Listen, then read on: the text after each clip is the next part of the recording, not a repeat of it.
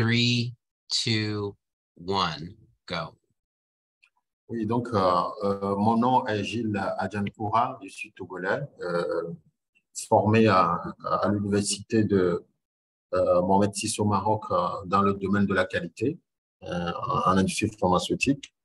Et puis une autre formation en santé publique, en politique de santé publique et préventive aux États-Unis, à Emory University, à Willis School of Public Health, où j'ai fait une spécialisation dans le domaine de la santé publique là-bas.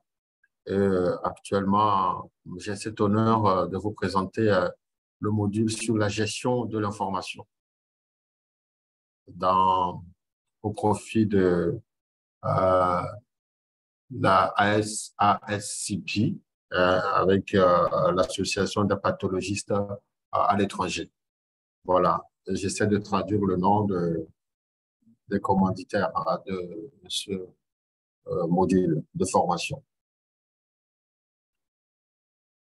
Donc, comme je le disais, nous sommes dans la gestion de l'information. Et nos objectifs d'apprentissage se présentent comme suit.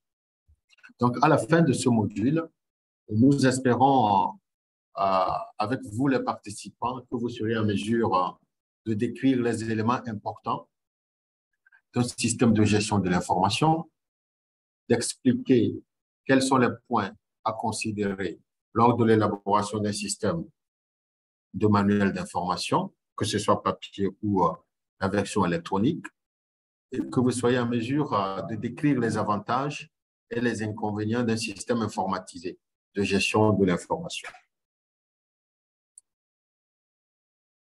Voici le scénario. Vous gérez un laboratoire pour un hôpital de 300 lits et l'administrateur vous a informé que des fonds étaient disponibles pour acheter un système de gestion de laboratoire informatisé. Comment évalueriez-vous la pertinence d'un tel système pour le laboratoire? La question est posée. Comme vous voyez à l'écran, vous avez les 12 essentiels de la qualité. Donc, le système de gestion de la qualité est organisé à ces 12 essentiels. Nous partons de l'organisation au personnel, en passant par les équipements, l'approvisionnement et gestion des stocks, le contrôle des processus, la gestion de l'information qui fait l'objet de notre présentation actuellement. Ensuite, vous verrez les documents et registres, gestion des problèmes, évaluation, processus d'amélioration, service aux clients, bâtiment et sécurité. Et nous allons nous concentrer sur la gestion de l'information. Le rôle dans le système de gestion de la qualité. Quel est le rôle de la gestion de l'information dans le système de management de la qualité ou système de gestion de la qualité? Donc, le résultat d'analyse est le produit final du laboratoire. Nous tous nous sommes d'accord que quand le patient rentre et que nous faisons le prélèvement de l'échantillon sur le patient, au niveau de la préanalytique, et nous allons au niveau de l'analytique analyser l'échantillon selon les tests appropriés. Et, in fine, en post-analytique, on rend compte, c'est-à-dire on délivre un bulletin d'analyse. Donc, c'est le bulletin d'analyse qui donne l'information sur l'état de l'échantillon, les informations dont on veut tirer de l'échantillon. C'est le bulletin d'analyse qui les consigne.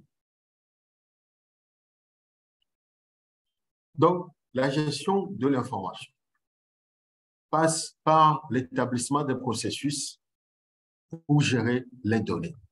Donc, on cartographie tous les processus qui nous permettront de gérer les données.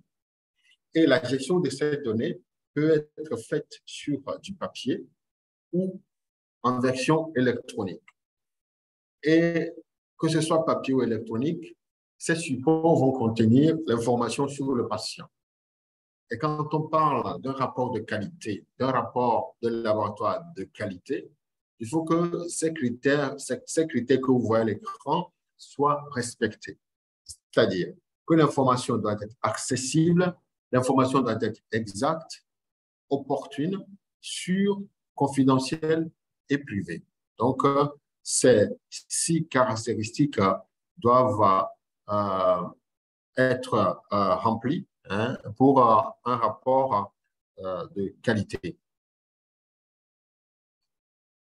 Voilà, l'écran vous montre les éléments importants à prendre en compte dans la gestion de l'information ou la gestion des données. Nous pouvons commencer par l'identifiant du patient ou l'identification des échantillons. Donc, il faut identifier du patient et les échantillons uniques. Ça commence par les échantillons. Et les échantillons sont reliés au patient. Il faut une identification univoque. Qu'il n'y a vraiment pas de problème par rapport à cette identification. Il faut un formulaire de demande d'analyse standardisé. Donc, ce formulaire de demande d'analyse est standardisé et que, par la suite, on utilise alors les registres ou les feuilles de travail pour faire nos enregistrements. Ensuite, on doit être en mesure de vérifier tout ce qu'on est en train d'enregistrer. Et quand on vérifie tout ce qu'on est en train d'enregistrer, tout est bon, on doit protéger ces données et on doit veiller à ce que ces données soient confidentielles. Le système de compte rendu, alors, est efficace et une communication est efficace. Vous voyez? Alors, identifiant du patient des échantillons de façon univoque, les données enregistrées, soit dans les registres ou soit au niveau informatique, doivent respecter alors tous ces éléments importants pour que la gestion des données soit efficace. Identifiant unique. Vous voyez un bracelet qui donne une idée sur l'identification dont nous parlons.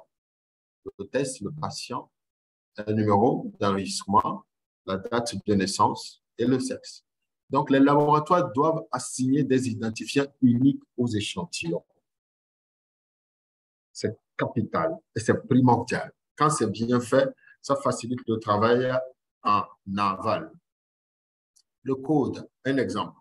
Ça peut commencer par année, les 2 chiffres pour année, les 2 chiffres suivants pour le mois, les 2 chiffres qui suivent pour les jours. Et après, on a un numéro de série. 4.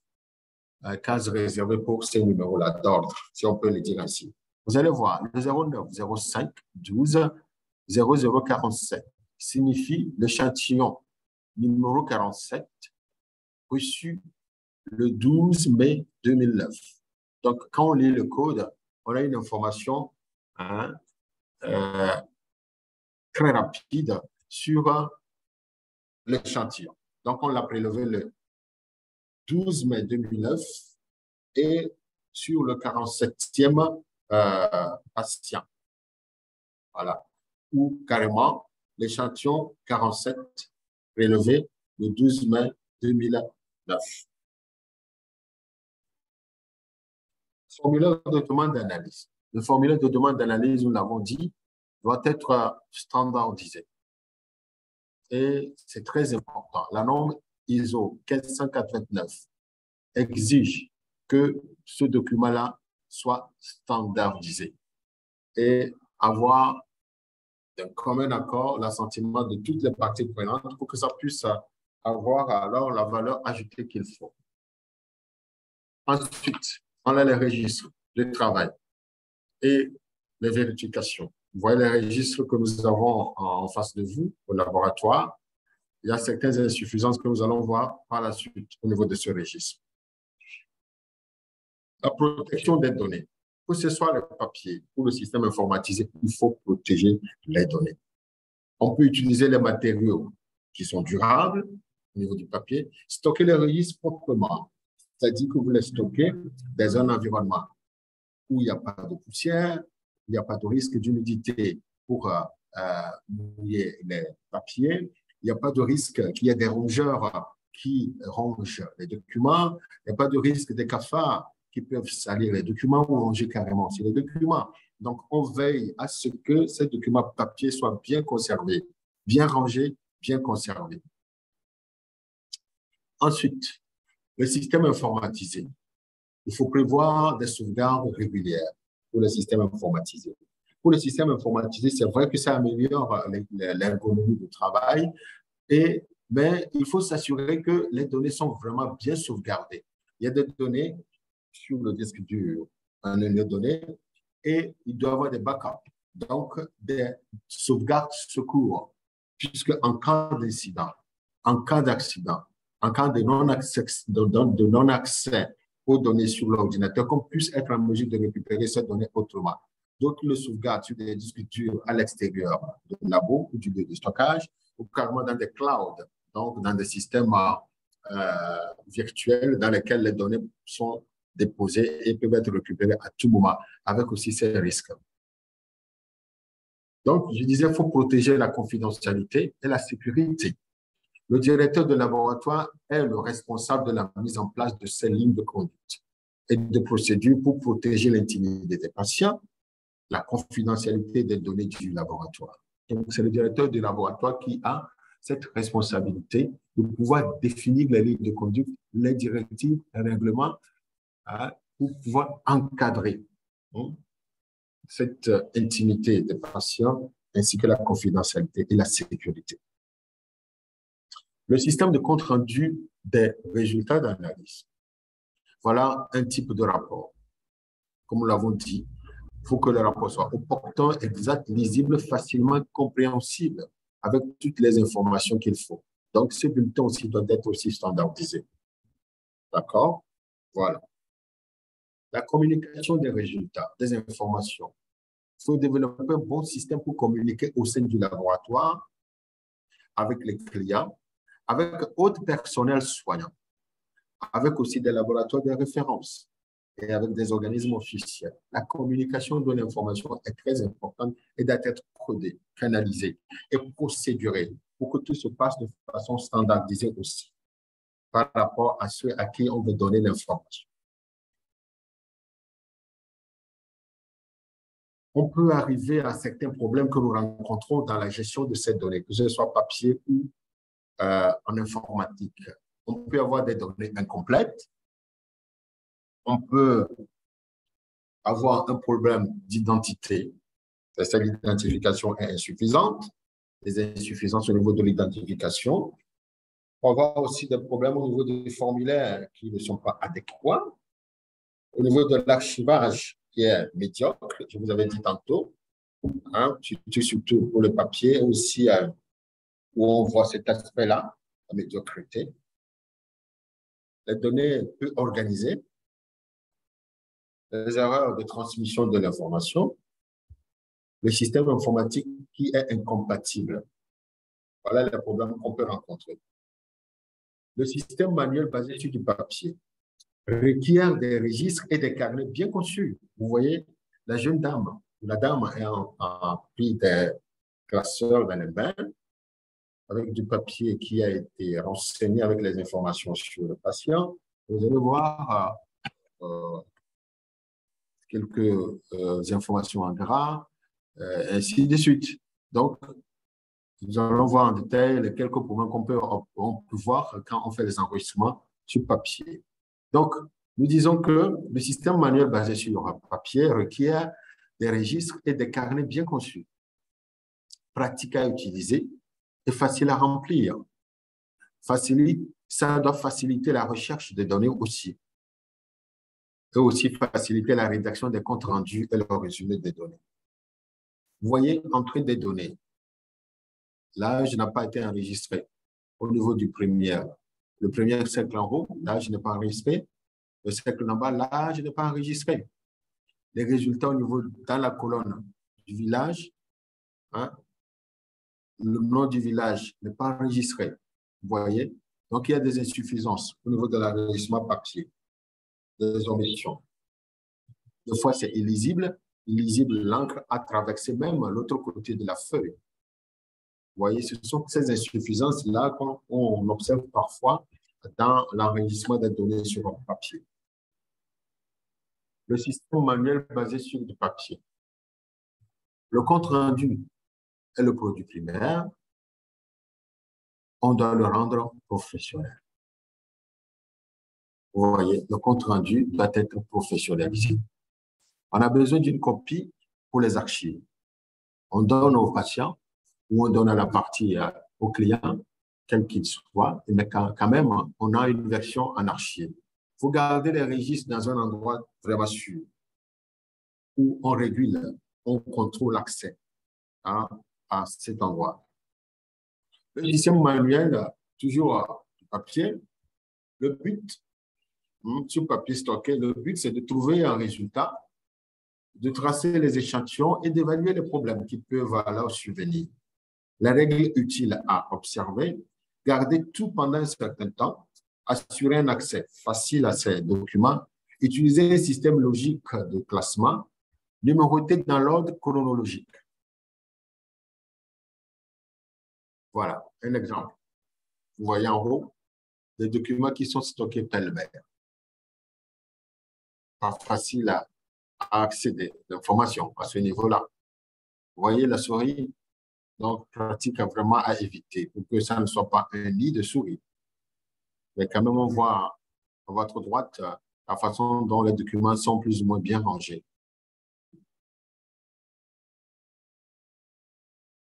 Maintenant, nous entamons l'enregistrement de façon informatisée, la gestion des données de façon informatisée. Donc, c'est l'option de logiciel pour gérer les données. Les systèmes développés localement sur la base de logiciels commercialement disponibles. Vous voyez?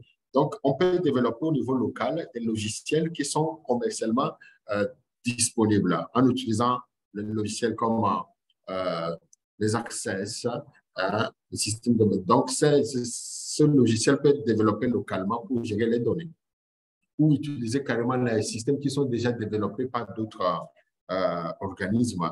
Et en ce moment, on achète ces logiciels. On acquiert ces logiciels pour les utiliser dans nos laboratoires. Donc, dans toutes ces options, il faut rechercher en permanence la maintenance du système informatique. La maintenance du système informatique et la sauvegarde. La sécurité, c'est-à-dire qu'il faut contrôler l'accès au système informatisé et aussi la confidentialité. La traçabilité, bien évidemment, la vitesse et la flexibilité. Vous voyez, donc, il faut être en mesure de tracer l'information dans le logiciel et que l'ordinateur puisse répondre rapidement pour que les résultats soient opportuns.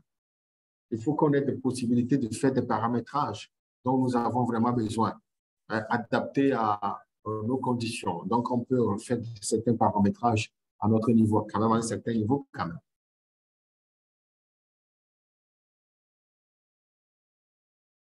Les avantages du système informatisé de gestion des données.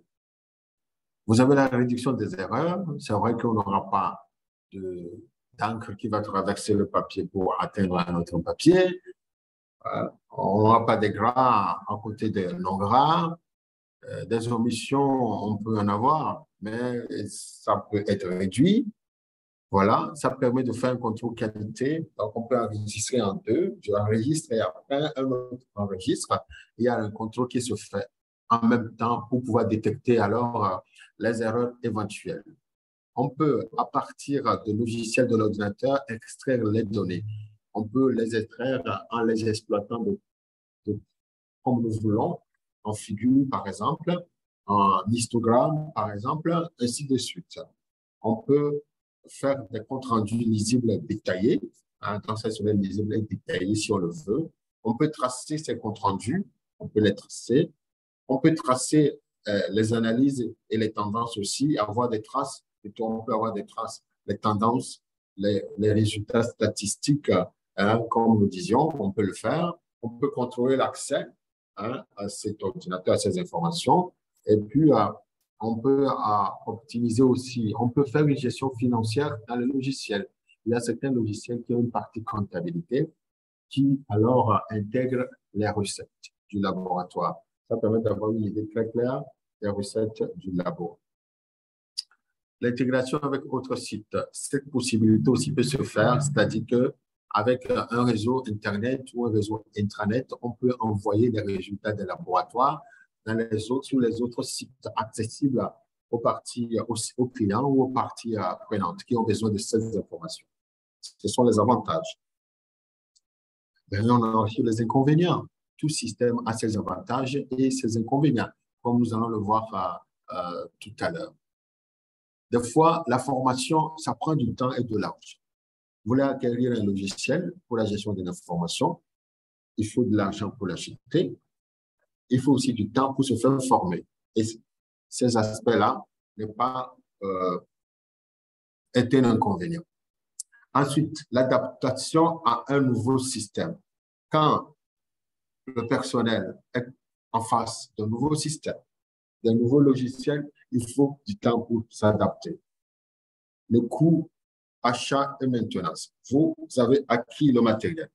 Vous l'avez à votre disposition, mais il faut la maintenance. Ça coûte de l'argent. Et puis, des sauvegardes sont requises. Pas à un seul endroit. Il faut sauvegarder dans l'ordinateur, sur les disques durs et sur des banques de stockage virtuelles.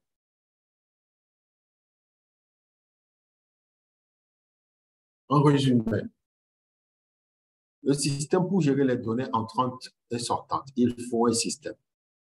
Il faut un système en place pour gérer les données qui entrent et les données qui sortent. Il faut un système, que ce soit du papier ou informatisé. Et ce système doit être bien géré. Bien géré, papier comme informatique. Donc, les deux requièrent un cadre similaire, identifiant unique, formulaire, registre et feuille de travail. Je répète, les deux systèmes doivent gérer de façon rigoureuse. Et nous voyons que ces cadres sont similaires entre les deux systèmes. Il doit y avoir des identifications uniques, des formulaires, des registres, des feuilles de travail, que ce soit virtuel ou sur papier. Et aussi, le coût est un élément majeur du système informatisé, à ne pas négliger. Quand on veut faire un choix d'un système informatisé, il faut penser vraiment au coût. Souvenez-vous du scénario. Le directeur vous informe qu'il y a un budget disponible pour informatiser les labos. Vous devez penser en même temps au coût général que ça coûterait à l'achat, à la formation, à la maintenance. Pour pouvoir alors être en mesure de dire que oui, c'est un bon investissement ou pas. On peut le faire ou pas. C'est très important. Le message clé à retenir. Un bon système de gestion de l'information assurera que toutes les données, produits finaux du laboratoire, sont bien gérées. Envisagera lors de la planification toutes les modalités d'utilisation des données. Souvenez-vous du scénario. Vous devez envisager lors de votre planification toutes les modalités d'utilisation des données. Vous devez assurer l'accessibilité, l'exactitude, l'à-propos et la sécurité des données. Vous devez assurer la confidentialité des données et l'intimité des patients. Obligatoire. L'intimité des patients, la confidentialité des données. Très important dans la gestion des données. Excusez-moi, donc je disais la confidentialité des données, l'intimité des patients et surtout la sécurité des données dans le bullet précédent. La sécurité des données. Il faut protéger les données. Donc, voilà, c'est un pesant d'or l'information. Donc, la sécurité des données, la confidentialité des données et l'intimité de vos patients. Voilà, ici, vu les informations, la gestion de l'information au labo, comment cela doit être fait. Si vous avez des questions ou des commentaires, la pathologiste Ovasis sera heureux de vous répondre et très content de partager vos commentaires, vos retours. Alors, au revoir et à bientôt.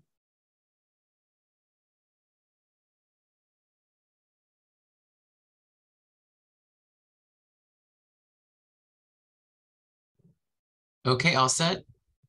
Yes. All right. Thank you so much. You're welcome. All right. Bye-bye. Bye.